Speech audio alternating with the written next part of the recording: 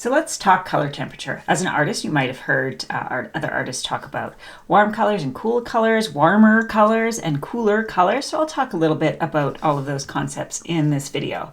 So this color wheel is a color wheel where I've taken all the tubes of paint that I own and plotted them out based on where they fit on a color wheel. The outer ring is the colors with the most chroma, the middle ring kind of a medium chroma, and the center, or towards the center, low and no chroma. And you might have noticed that on the edges I have labeled red, orange, yellow in this brown color, and then green, blue, and violet in this gray color. And that's to signify the warm half of the color wheel from the cool half of the color wheel. So let's talk about what is a cool color. So the coolest color on the color wheel is blue. And because we know that generally the color wheel is split in half between cool and warm colors, that means that the two adjacent colors to blue, so green and violet, those are also considered cool colors. Now, warm colors, the warmest color is generally orange. So again, the two adjacent colors, red and yellow, are also warm colors. So that's approximately the two halves of the color wheel. You'll also notice with the way I've plotted out my tubes of color onto this color wheel is that the warm colors tend to be a lighter value, and the cool colors tend to be a darker value. Now, this isn't 100% always true, but that's a good general rule of thumb. So when we're talking about the temperature of a color, it doesn't actually mean that a warm color is literally warm. You do not feel a physical warmth. Just like with a cool color, you don't feel physically cold when looking at it, but it is the psychological perception of the temperature of the color. So the warm colors, they can seem very energetic. They can be happy. You know, a yellow might seem like a yellow flower might seem like a happy flower, but it can be a little bit tiring, right? That energy that the warm colors can bring can make a person feel more tired. Whereas the cool side, it can feel very tranquil, relaxation. You know, think of a forest scene that has a lot of greens, calming, but can also feel like a lonely color. Now, if you know a little bit about painting already, you might know that blue is often used for colors that are in the distance because cool colors recede. So think of a stand of trees off in the distance. It might seem a little bit hazy with blue, or a cool color. Whereas colors that are warm tend to be colors that come forward. They come closer to you. So you might have your warm colors more in the foreground and your cooler colors in the background. Another way to use knowledge about color temperature when you're painting is when you're painting shadows versus light. A light or an area that light is hitting tends to be quite warm. Like think sunlight hitting something, versus cool colors are the shadows. Shadows can seem very blue, even if I'm going to show a photo of just the side of my house this afternoon. And you can see the shadows. They aren't necessarily blue, but you could easily paint all sorts of cool colors in the shadow area, and all sorts of warm colors in the sun-drenched areas, and it would look like light versus shadow. Now, I've explained what a warm color is, I've explained what a cool color is, and it seems pretty straightforward, but like everything in color theory, nothing is black and white. You may have heard artists talk about warming up a color or cooling down a color, and you aren't necessarily going to add a warm color to warm up a cool color. All you need to do, let's say you take, we'll say one of the phthalo blues, which I think is a very cool blue, one of the coolest blues, and you can warm it up by adding pretty much anything in either direction. So if you add some green, it actually warms up a phthalo blue, even though green is a cool color because it's approaching the warmer side. Now again, because phthalo blue is really one of the coldest colors, if you add a violet, you're drawing it over to the side. So again, closer to the warmer side of the color wheel. And that can apply to your oranges. So orange is, in my opinion, the warmest warm color. If you add, let's say, a cadmium red medium, which is over here, it draws it over to the cool side. So it actually makes it a little bit cooler, makes your orange a little bit cooler. Or if you add one, let's say, Hansa yellow lemon, again, makes your orange cooler. Now those are the ones that are the warmest and coolest, but you can apply that to any color. So let's say you take this cobalt violet hue. So that is a cool color, but I'd say it's a very warm, cool color because it's really not that far away from that dividing line between the two halves. Now, if you want to cool it down, you can add anything on this side. But if you want to warm it up, again, anything on this side, you can warm it up by even adding just a bit of red, even though it's not, because the red is closer to orange, you don't necessarily have to add the orange to warm it up. And I would say there's also a bit of an argument about exactly, what is the coolest blue? What is the warmest warm color? I'm going to talk about the blue side specifically. So I have a couple little swatches. This is phthalo blue green shade, and this is ultramarine blue. So to me, I think phthalo blue green shade is one of the coolest shades of blue. I think that ultramarine blue is a little bit warmer. I think it draws it's less towards the center here of the blues itself. And I think because ultramarine blue has a lot of red undertones, I think it's a warmer blue. But some artists think the absolute opposite. I don't know who is right. And does it even really matter? If you're trying to give kind of some interest to your painting, you might mix these two colors together. You might add some straight phthalo blue onto your canvas. You might add some straight ultramarine onto the same canvas so that even though it's a blue, whatever your blue area that you're painting, you get a little bit of interest in kind of the temperature shift, even though they're both blues. So really, it's important to remember color is relative. What is a cool color in comparison to one? Let's take, we have this purple and we have this purple. So this is the cobalt violet hue. This is dioxazine purple. So this purple, I'd say, is a cooler purple compared to the cobalt violet hue. So this is cooler. But you take away this cobalt violet and you add ultramarine blue. Now this is the warm purple and this is the cool blue. So this is the warmer color and this is the cooler color.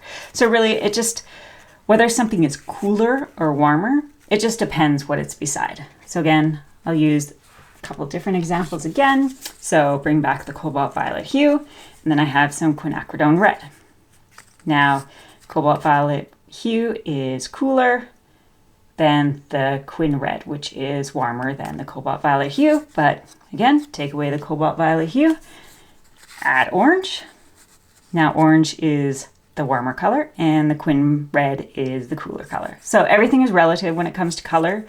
When you're mixing and you want to make something warmer or cooler, you can reference your color wheel and say, okay, well, how much warmer do I want to make? How much cooler do I want it to become? And if you want it to just be a little bit, let's say cooler, let's say you're doing yellow and you just want it a little bit cooler, you might just add a touch of, let's say, a phthalo green or even this cadmium chartreuse or whatever you have on your palette to just slightly draw it over. Now I'm going to show you some examples of some paintings that I've painted. So this is a painting that I did recently that's just clouds at sunset.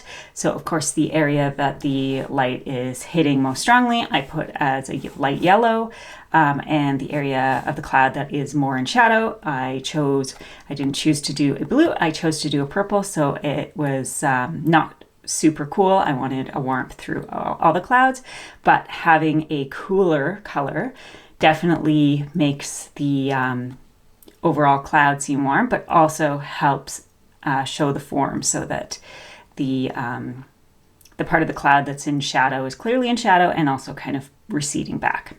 There isn't a strong shadow on this, but there is some clear when you look a little bit more closely. You can see Here, the greens are very dark green. I added a lot of blue into these greens, whereas these greens, which are in the sun, it's a much yellowier green. So again, they're all greens, but relatively to each other, you can very clearly see what is cooler, which is the darker, bluer greens versus the greens that are much more yellow.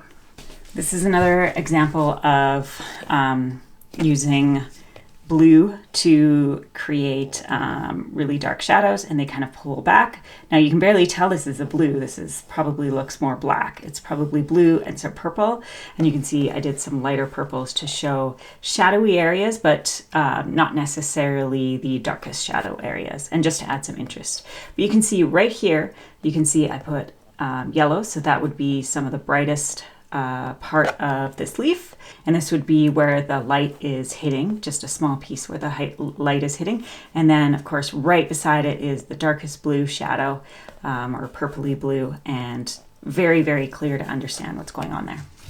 Next, I'm going to show a couple examples just really quickly of white flowers, because white is one of the obviously easier ways to be really clear about what the color temperature is, because you aren't getting distracted by the actual color. So just two very loosely painted, almost abstract flowers, where I wanted to be very clear that this petal and these petals were in light. So I painted a very warm, very yellow with a bit of pink, rather than a white, which you might think, well, I mean, if white is in the light, of course it is white. But adding a bit of warmth to the white makes it much more interesting. And then the parts that are in shadow, I went with more of kind of a bluier gray. So this is very clearly light gray, so it still seems white. Here I went even darker and wasn't as blue. Like here's a splotch of the bluer gray, but I went a bit of a actually warmer shadow here. And it's important to know that just because it's in shadow doesn't mean that it's an actual cold color, but it is a much cooler color than the part that's white and that is being hit by the lights. So even though this is not blue, it's still very clear. And I'm just going to grab my color wheel again, just to show you why that happens. So blue and orange are opposite on the color wheel, and they are both the most warm and cool colors. And as you mix them together, they're complementary, so they go towards the middle. So even though like a brown, which is really just a dark orange or a desaturated orange, is very clearly warm, it is drawing towards the cool side. So orange, very warm. Brown, it's still very warm, but in comparison to an orange or maybe a yellow or a red, it might actually seem cooler. So in this case, I think it's cooler, this shadow, this warm shadow, than the warm yellow and pink up on the part that's hit by the light. And here's just another quick example of a white flower, because it's really clear. Let's get this straight if I can. It's really clear about the side that is being hit by the light, which is up here. Again, I used yellows and pinks rather than pure whites. And for the shaded side, I chose even just pure blues, pale blues, but just pure blues, just straight on there, some grays, and some warm grays too underneath as well. You can also see up here, this is a leaf, and you can see it turning, so the light is hitting here, so I have more of a yellowy green, and the light is hitting here, so again, yellowy green, and then where it curves over and gets the least amount of light, the coolest colors are inside there. And this is the last painting I'll share. And so this is an pretty much all green scene, and green, of course, as we remember, is on the cool side, but while it is a very cool painting, it definitely has some warmth to it. Part of it is because I used red to tone the underpainting. But even in addition to that, I added a section that is meant to kind of draw the eye and give a place to kind of relax after all this very cool area, where I added the very yellowy greens. So there you go. That is kind of 101 and maybe 102 on color temperature. Like anything with color, you know, the basics are pretty straightforward, and then you start looking at it, it gets a little more complicated, but that complication makes things a little bit more fun, interesting. It gives you the opportunity to experiment while there are kind of rules that, yes, of course, this side is warm and this side is cool. Those rules are meant to be broken, so you can do an all cool painting, but have it seem warmer because it draws towards another side, towards the warm side. And vice versa. You could do an all warm painting and have certain colors that draw towards the cooler side, and kind of experiment with, you know, what percentage you have as the really, really warm colors, like let's say lots of orange, but then you add a little bit of like this cadmium chartreuse or maybe a quin red. Those are all things to experiment with when it comes to color temperature. And if you're interested in learning more about color theory, color combinations, and just how to paint, especially with acrylics, subscribe to my channel.